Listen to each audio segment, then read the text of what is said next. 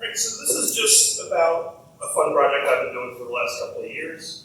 I'm going to talk about different iterations I've gone through, different things I've done with this project, failures along the way, and if there's an area in particular you're interested in, do questions. Probably save most of the deeper questions towards the end, but if you want to clarify questions along the way, just throw your hand up and I'll call on you and watch for it. So what is this project? Project started as just a way to showcase like what I could do with hardware and to kind of show off dashboarding and data, because I worked for a company that did data. And that was Industrial Resolution. We do Elasticsearch consulting there. So it was primarily to show off Elasticsearch in the first iteration. It's evolved since then, and we'll talk a little bit about that. It's also just for fun to entertain people on St. Patrick's Day. So this is a project that we do at Telus 360. It's a local Irish pub in town. And what we do there is just measure the number of Guinness pints they pour specifically on St. Patrick's Day. There's a lot of boring ways we can do that by just looking at the point of sale system or something like that. We wanted to do something fun. And again, this is just like a hobby side project. So, the project's going through a couple of different years, and we'll get into each of these to show you how it's going to change. First couple of years, we had a button. It's this little thing right here. After both talks, if anybody wants to look at hardware, it'll be up here. You're welcome to come look at it and ask questions. But it's just a little button. We put it right next to the beer tap. The idea was you pour a beer, push the button. Then kind of moved on after that. I'm going to talk about why to an accelerometer, trying to make it more automatic, but that didn't go so well. And then this year, complete redesign using a time of flight sensor. So version 1, the button. Pretty straightforward. A little button. It's got Wi-Fi built into it. Just shove data up with actually a webhook. Did a GET request at AWS Lambda. Copy that data over to Elasticsearch. Super, super simple. This is what the dashboard looked like. The idea is there's 4 bars on Telus, actually more than that, but 4 bars that serve Guinness. So we have one of these little dots at each of the bar, and bartender pours the pint, they push the button, data updates on the chart, so you can see number of pints poured throughout the day, pints per hour, etc. This is another view of that we had. The idea was just something fun for people to look at as they're hanging out on St. Patrick's Day, rather than having sports and advertising on the TV. So you can see like their main bar serves the majority of the beer. We know that. But we kind of had some displays to show like beers per hour, where people moving around the building, with some of the bars getting more popular during certain hours, things like that. This was the first iteration, so pretty simple dashboards, simple colors, but it worked. It worked well for 2 years, for the most part. So the button itself is about $7.50, and it's this product called the M5 Atom Light. It's built on the ESP32 platform. I don't think this product's available for sale anymore. I think it's been discontinued, but you can find your iterations from this company. But the idea is just a cheap little button. It's programmable in 2 different languages. Arduino, something sort of proprietary to them called UIFlow or MicroController. I chose Arduino. So real quick, let me pull up that code. Just curious if anybody's Arduino code. I'm trying to make that a little bigger. What's that? Right? Yep. All right. Okay. So I'm not going to get super into detail here, just walk through the basics. But if you have more questions, please ask. So it's setting up Wi-Fi. We've got our Wi-Fi information here, as well as the AWS Lambda that we were using. We also have a root certificate here, because we're using HTTPS for this connection, as we should. But we're on a microcontroller. The SSL libraries or anything like that. There's no CA roots or anything in there, so you have to give it a certificate for what you're going to connect to in order to validate. After that, some functions we do set the clock because we are doing TLS. We need to validate certificates. We need to have a reasonably accurate internet time to know if the certificate's expired.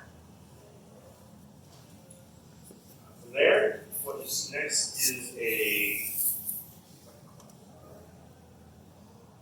going to be an asynchronous process that just sits to the side and it's designed to read from the queue, send data up. This is a queuing mechanism, so the sensor would be constantly looking for button presses and weren't blocking that main loop. You could press the button a whole bunch of times and it would send data asynchronous from that loop. We didn't have like blocking periods where you couldn't push the button like that. Alright, so then that would just do a GET request, which you see here. And really all the information was in the GET request. It's just saying, hey, I ordered beer, bar ID number 6 in this case. A little bit of setup code that says the sensor is initialized, setting up the platform, connecting to Wi-Fi, setting up the asynchronous task at the clock here. And then the main loop simply looks for button reads. If you push the button, you queue up a push, and the asynchronous task goes and sends it off. Pretty straightforward. Any questions on the code so far? Just anything to do with locking? Yeah, no locking Okay, here. cool, thank you. At least none that I need to manage or be aware of. Thank you Put it about that way. Thank you. I am not a low-level programmer. This is just pretty much code I can throw together by example or by trial and error. So, tons of room for improvement. We'll see that in probably the next iteration. How about error handling? Any error handling? I'm sorry, I'm still Any error handling? error handling. There's a lack of error handling. So we iterate. There's a little bit of error handling. So I believe.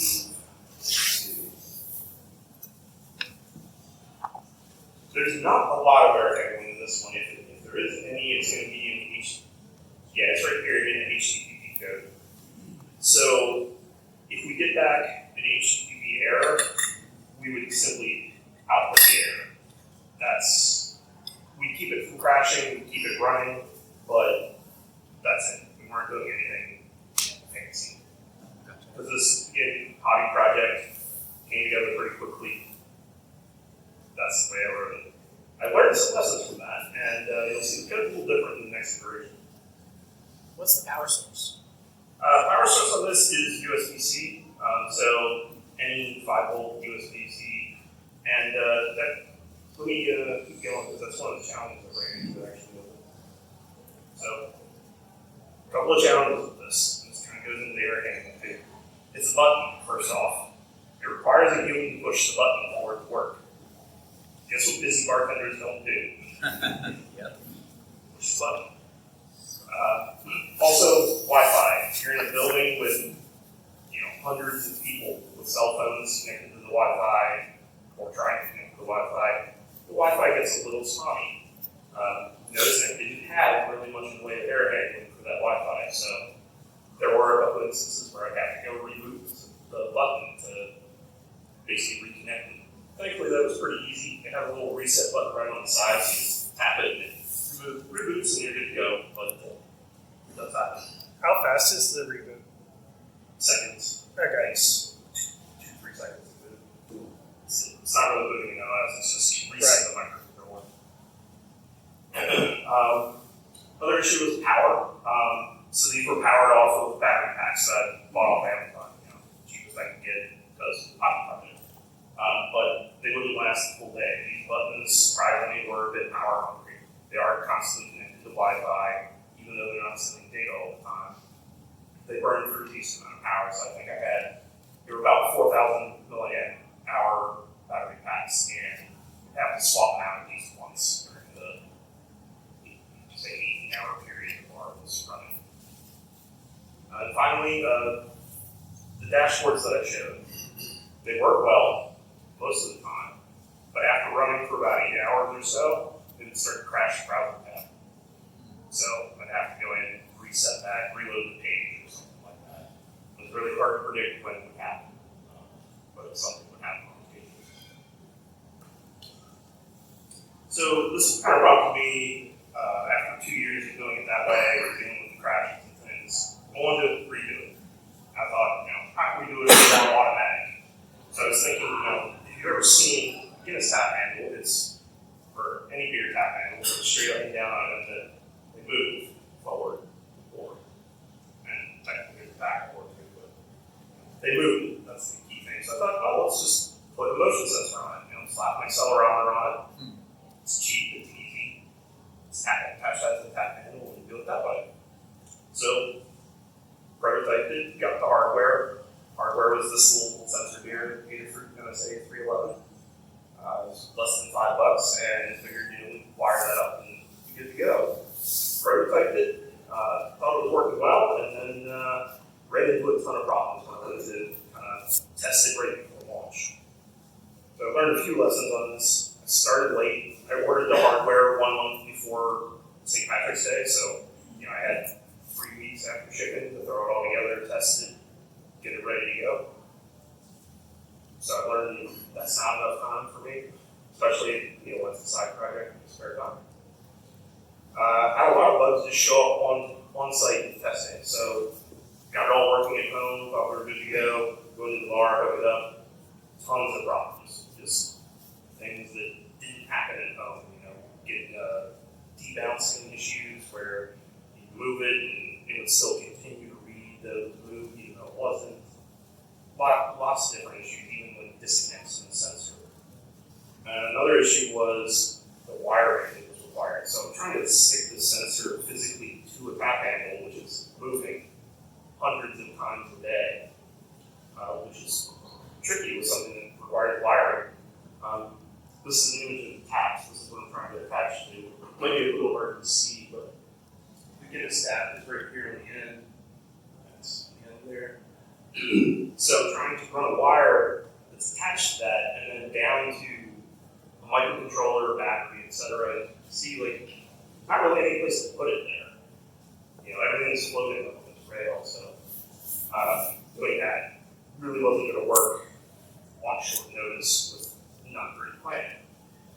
Also, beer, electronics, they don't really mix that well. So I scrapped it.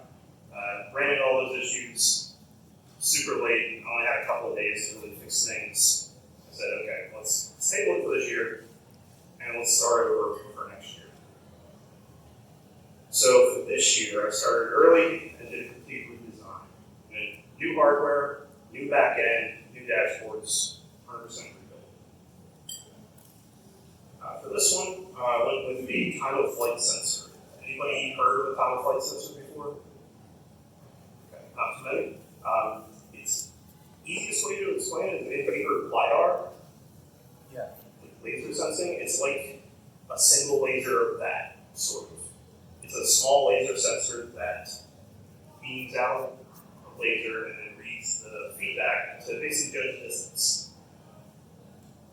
So I use that sensor along with, I switched to a QT-PI ESP32. So very similar platform to what I was using before, but by this point, a couple of the buttons had suffered beer damage and or been lost in a few years. So moved on to just a new microcontroller as well.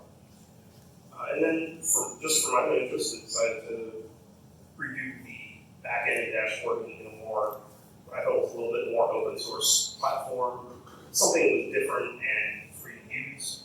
So I went with Graphite with a Grafana interface on it. Just for really to learn it myself. So this is what the dashboard looked like with the rewrite. A little bit, you can do a little bit more with it, make things a little more complicated. So this is not the accurate data from the day, this is just sample data. But you can see the upper left was the number of times poured everywhere. We had like a heat map of every hour, or every few 10 minutes actually across the bars, who was pouring what, how often the things being poured, and total ounces. And we had a little countdown just for the day, just for fun. This is the second screen as well. Similar info, just showing breakdown per bar, how much was poured, and then sort of like a combined graph showing like total pours every 10 minutes across the different bars. So again, the sensor that I used on this was the QTPI ESP32S3. It's from Adafruit. This is sort of showing pinouts. It's very similar to like an Arduino pinout. If you've ever used one of those, pretty straightforward to use. It's again 5 volt, runs off USB-C, so very easy to power. And then the connection that was running off of it was, I'm blank on the name.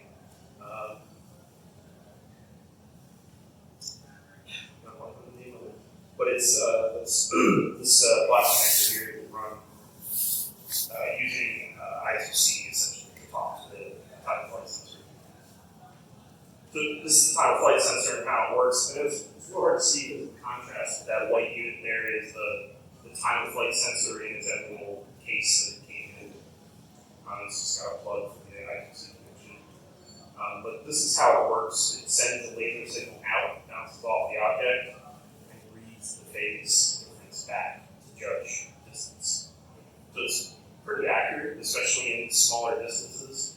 So mounting it close to the tap handle gives us a really accurate range of is that thing moving, how far does it move, etc.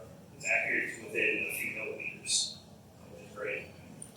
That's also super responsive too. We can read this thing every 40 to 50 milliseconds, so we know any and all. So I'll show you the next iteration of the code here. You can see how it evolved a little bit.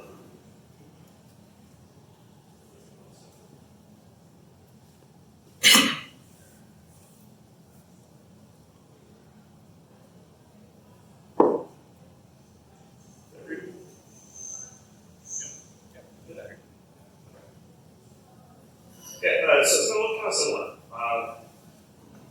Sending out to another URL. We've still got our certificate information for that connection. I'll point out some of the improvements and differences from the last version. We're still doing an asynchronous task for sending the data using a queue-based system that was off, out of band essentially, so we're not blocking the reads of the sensor. A couple of things I did to make improvements: added reusable functions for connection to Wi-Fi, setting up the sensor, etc., so that these can be redone automatically when errors occur. So setup here is basically setting up the I2C protocol, setting up the sensor bus, initialize the sensor, connect to Wi-Fi, set our clock, create our queue for sending requests, and then we do the sensor calibration, which I'll show in the functions right here. I can demo this later if anybody's interested, but basically just turn on the sensor and say, all right, what am I looking at? How far away is it?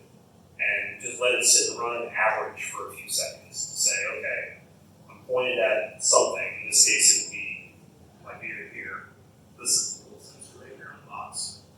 So to say, all right, how far am I? Let me average that and save that, so I know that's neutral. That's my default tap position. So I know any movement from there counts as pouring essentially. Again, we still have the clock set, and we still have HTTP sending, just like before. So this is HTTP sending a little more advanced. In this case, actually sending JSON payloads. So that a little bit more than the GET request. Also added some error handling here for a change. That's one improvement I made. Basically, if you get any kind of HTTP error back, we just requeue it and resend it. So no matter what, the data eventually gets in question. Why bother setting the clock? For SSL validation. Yeah, you need a system clock in order to verify the HTTP server.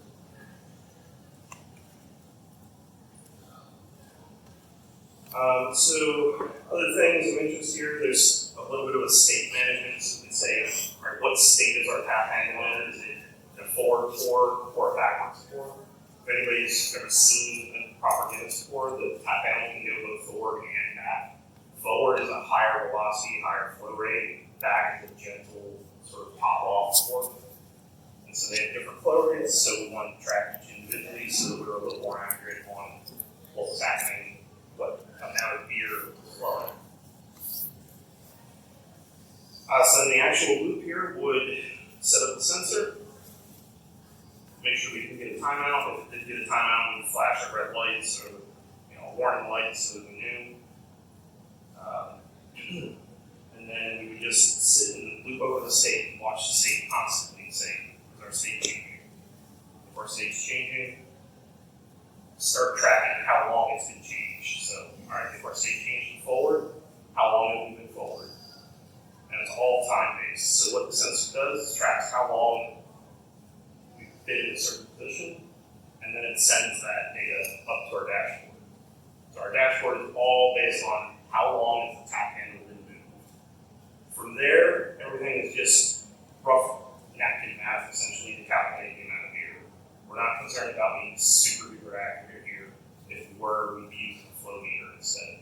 But flow meters would mess up the Guinness report, so we won't do that. So we just calculate based on the average flow rate that we know comes out of the tap handle, what the amount of Guinness report should be based on how long it's been forward or backward.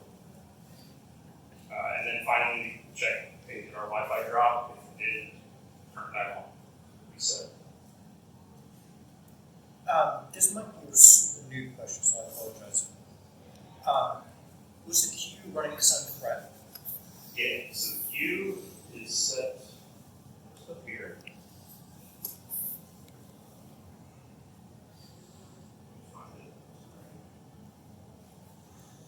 Right here. What data So, structure is the queue? this is where I'm not going to be super familiar, Okay. but it's basically the way I understand it is you can pin a task to a specific core of the microprocessor. It's got two, I believe. Oh. And so that can run independent of the other code. And it's basically just watching a shared memory queue for anything that pops in that queue, grab it, run with it. Interesting. Thank you. I believe that is an ESP32 specific extension to Yes. the Arduino stuff, not necessarily something you get on every Arduino. Yeah, it is specific to this type of microprocessor. Yeah, you're correct. Did you do any calibration or like a caliper quiz of the sensor? Calibration of the sensor. The only real calibration that we don't, so I don't calibrate the sensor itself. It comes pre-calibrated to a degree of accuracy that's fine for my purposes. So I'm not calibrating the sensor itself, but what I do is whenever it's set in front of something, we calibrate where is that stationary object. And so the way that works right here with this calibration loop, it basically just runs a bunch of sensor polls and says, all right, what's my average out of that? Like all the sensor reads I just ran for the last 100 seconds, or actually in this case it's like 30 seconds. Out of that, what's the average? That's my tap position. Well, you might have a picture of this, but what was your target for the tap handle for the calibration? What was the target? Yeah. It works with just about anything. About the only thing it doesn't work with is super clear glass that doesn't reflect, laser. But pretty much anything you point at will reflect enough light for it to sense. Well, what did you choose for the tap? It would literally just point it at the tap handle. So Oh, I see. So the measurement is not connected to the tap handle. yeah, there's nothing physically connected to the The tap handle. accelerometer was on the tap handle. This is pointed at the tap. Yep. So imagine this is the tap handle. Got it. Basically. This would be the sensor sitting right in front of it. The tap handle would be right here. It moves. Sorry. No, that's okay. I didn't really have a good way to show the visual. Just follow up, how far away did you have it in production? Pretty much what you see here, so probably maybe, you know. Okay, so it's still in the, still in the splash zone. Yep, still in the Flash 7, which is why this is a 3D printed case. Wow. How did you get that close with the floating rail? Like, where was it positioned? Yeah, let me jump back to that picture real quick. I'll show you. So I encourage you to afterwards to come up and look at this. This is the rail mounted sensor. What it has on the bottom, I don't know if you'll be able to see it back there, but it's curved to sit directly on top of the rail, and then I would just there's slots here so I can actually tie it down. So it's basically friction tied to the rail, just sitting on top of it. So it would sit like right there. Nice. And how am I doing on time? Wrap it up, I would say. Wrap it up. Okay. Let me see the questions, and I'm happy to talk after. So let me hit one or two more things real quick. So just talk about challenges with this real quick. First off, I set it up, it's working. It would randomly just shut off.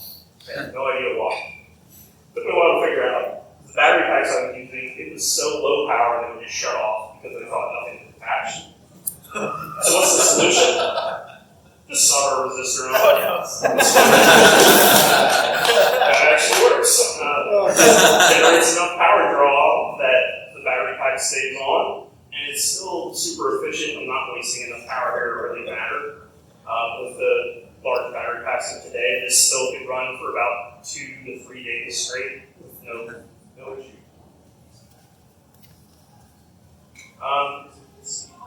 The other thing that I ran into is, well, how do you put dashboard on TVs in a bar? It's kind of a challenging issue because every TV is different. You don't have a Chromecast, you don't have a computer, YouTube. So streaming dashboards with OBS Studio, again, trying to use all of those sort of software here. Just streaming that with a live stream of the dashboard on a computer that I have in the office. So thanks. I think we're pretty much out of time for right now. So if you do have questions, save them for after the last speaker, and I'll be hanging around. Thanks, everybody.